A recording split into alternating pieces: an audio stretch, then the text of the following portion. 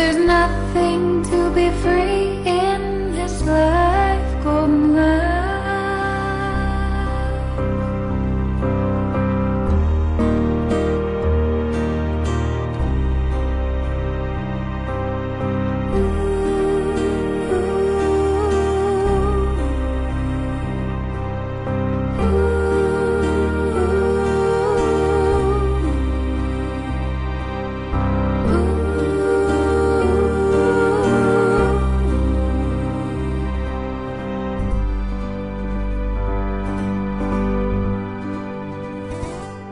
So we're here with the GiGi girls, and we have Stephanie, Alexandra, and Catherine. So girls, when did your interest in music start? Our interest in music started very early on.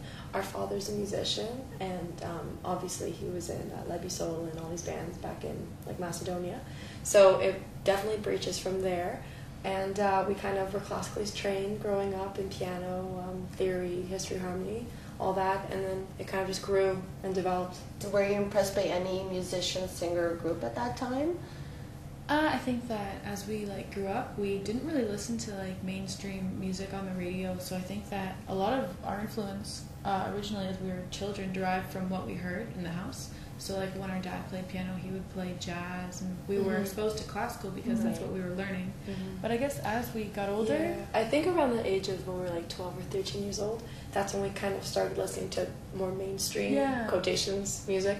So pop music, what was on the radio. But we were really unaware from a very early age. You know, all our friends would be melding the words to all the cool songs, and we'd kind of be pretending, yeah, we know. So yeah, it kind of... So you're more exposed to classical than... Yeah, we were. Yeah, which is kind of funny, but it does kind of reflect in some of the music in our songs. If you listen to the instrumental? Yeah, exactly, yeah. So, I mean, whether or not we began with pop music influence, it kind of came into the picture eventually. We were late bloomers. So what were your guys' primary instruments that you got involved with? We started on the piano, and I guess we now, in our band, we play all three different instruments. Alexandra plays the piano in the band, and Catherine plays the guitar, and she actually just learned the guitar a few, I would say. Yeah, she's not trained in the guitar. She learned it by herself, which is about a year ago. Really good. Yeah. Yeah, and I play the bongo, which is actually percussion. Yeah, I'm so new to playing bongo. I haven't had lessons, so I always. But when we were younger, we played a myriad of instruments as well. I mean, Stephanie and Catherine both were trained violin. I did cello. Yeah. We did alto saxophone, flute, clarinet. You did these big timpani things. Percussion. Yeah, big percussion instruments. So we've really covered a lot of instruments. So you guys are well-rounded in those areas. Hopefully. So how did that translate into you becoming a singing group? We've always been songwriting. We always kind of just wrote songs with lyrics and music throughout the years, just for fun. Yeah. And then we kind of decided, because one specific song we wrote in particular was called Christmas Cards. You can find it on YouTube and everything like this. This song was the first kind of landmark song where we wrote it for friends and family, but we decided to put it on an online platform on YouTube. Thank you, YouTube. And it got way more hits than we expected it to. And from there, it kind of snowball affected into, wow, let's actually pursue this, let's do this, let's make a band. Yeah. The GiGi sisters, yeah.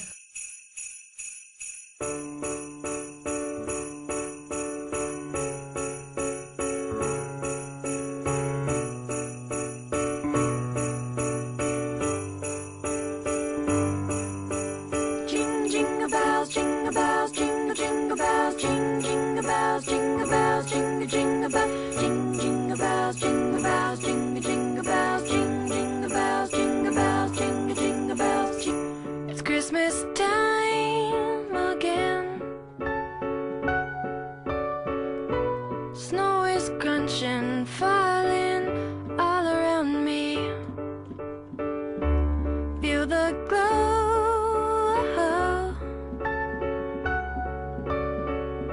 of twinkling lights and starry nights, and my Christmas cards are sending all my love, bringing joy and warmth to saying Merry Christmas.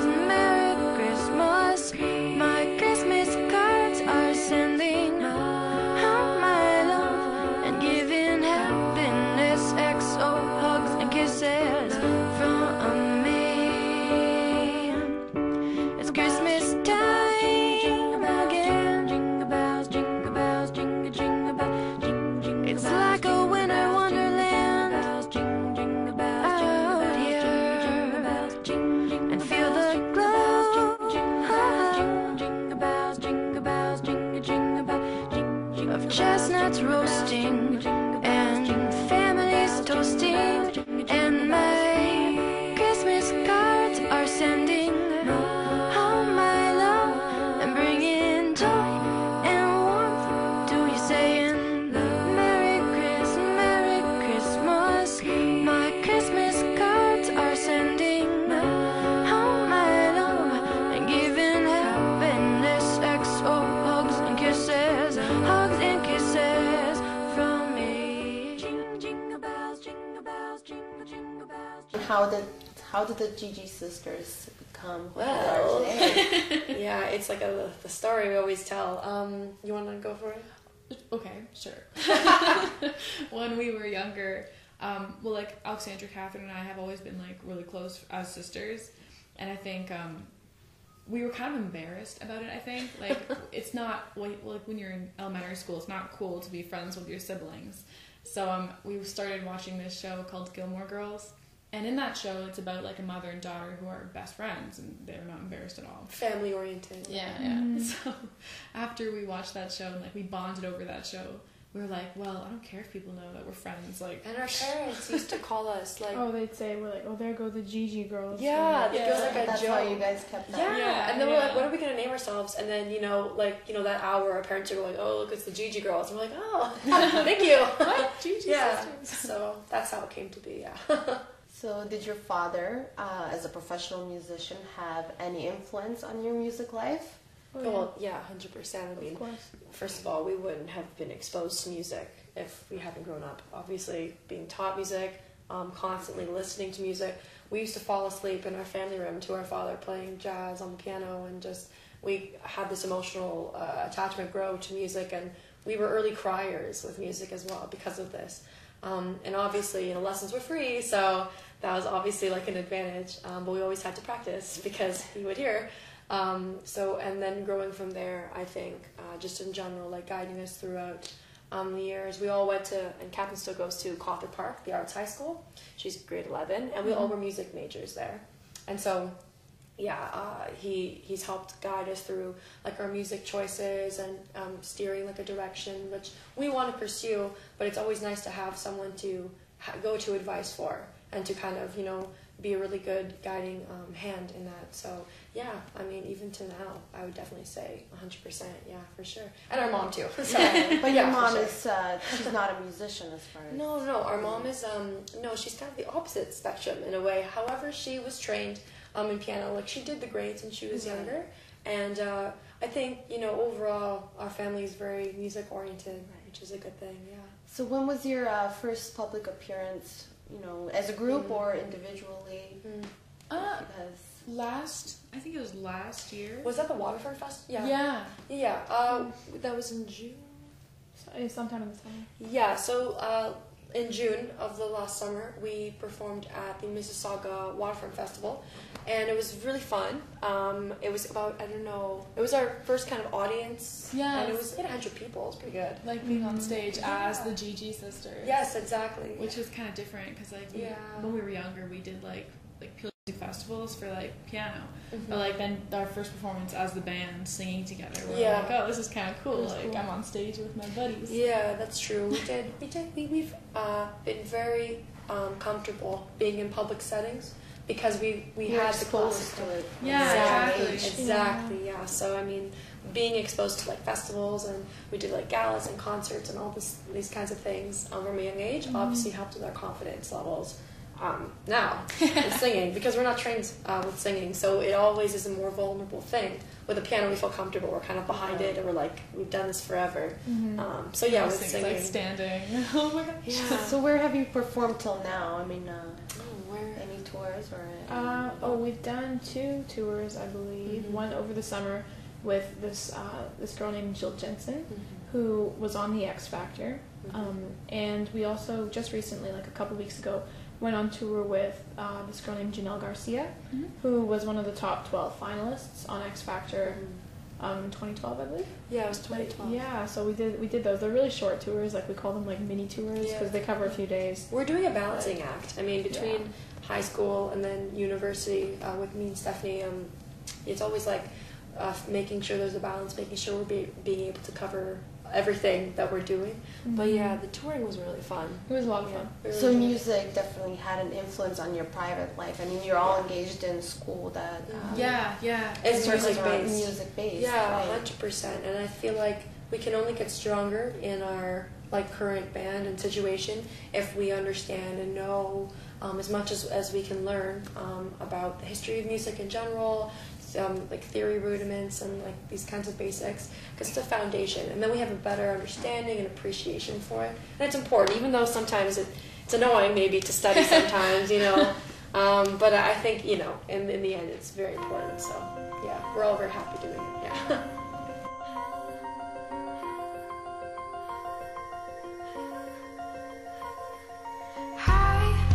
I saw the signs inside his eyes. I saw signs, and I close my eyes. I look inside. I try to find it. I tell myself, it's always been there. My life, anyone can be a hero, anyone can be a superstar. It's true, anyone can have the answer. Doesn't matter where it comes from. Inside you, it's not you. You took it all. You let me fall into. So who contributes to the creation of your songs? We all we started off individually songwriting, and we'd show each other what we've written, and Ta-da! we progressed into writing together. I guess that's progressing, but Yeah, exactly. And now we kind of, we primarily use the piano in the songwriting process, but now we've recently also, when we songwrite together, Yeah. Catherine will bring up the guitar and Yeah. kind of use that. But I mean, and that's the songwriting, and it has been primarily us for songwriting. But in terms of production and actually recording, which is a whole other ballpark, it's a whole other thing, and it's very important because obviously, A, you record down the song, but B, it's how you're presented and how your sound is presented and all the things that go along with that. Our father, I mean, we have a studio at our house, which is very nice, and it's our dad's studio, and he's helped us from day one with the songs we've been doing, and as well as cover songs that we put on and release on YouTube, which we kind of have videos accompanying them. The video editing and all of this is usually done by myself, Stephanie, and Catherine will like help too. But with the studio, that's obviously been like a huge thing, because it's one thing to record a live version of a song and just put it out online, and it's a whole other thing to have it accessible for people to download as an MP3 and listen on their own kind of device. Right. Yeah. So is your influence in the type of music mostly North American or worldwide? Like, do you have a specific... I definitely say it's a world kind of influence and impact. If you were to just kind of see both of our parents, right? Our mother's obviously, like 8 generations Completely Canadian, and then our father is Macedonian. I mean, he lived there for half of his life. So, and I definitely think that if you looked at our music sound within rhythmic facilities as well, certain beats and rhythm structures that are deployed throughout are 100% kind of European, the Macedonian kind of area. Yeah, exactly. And I feel like especially now is a time where we are not trying to limit our audience. I mean, part of the wonderful thing about mainstream music is the fact that it's mainstream. You go international, you can hear it in multiple countries. Yeah. So, that being said, Macedonia has definitely, because it's in our roots, it's in our blood. So, it's an underlying thing always. Yeah, for sure. So you guys are sisters, so how each character contributes to this group? And you guys have different ages as well, right? We're closer in age now than we were before. When I was 12, Catherine was 8, or even 7. Yeah. There's a 5-year age gap here. Yeah. So now that we're all kind of more uniformly around the same area of age, our characters are more similar, just in terms of maturity level and all this. But I mean, The dynamics are good because I don't think we all have individual kind of character traits. So I they don't all know. fit together. Yeah, I think definitely because like obviously as you get older, you guys like we can connect more. But I think we still have like some tiffs when we're like writing together because Catherine's only 16. So when we're like talking, Catherine will have that like sometimes it's a sarcastic comment just because it comes with the age, right? Catherine's like, what are you talking about?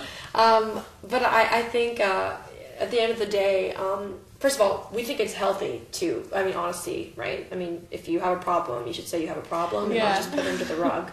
But also, because obviously, you know, siblings argue. We're not going to lie and say we don't. Right. Yeah. But, I mean, it usually is resolved within 5 minutes. You know, oh, I'm hungry. Like, what do you want to have for dinner? Like, it's something like that. So, I don't know. I feel like if we didn't argue, there might be a problem. That might be weird.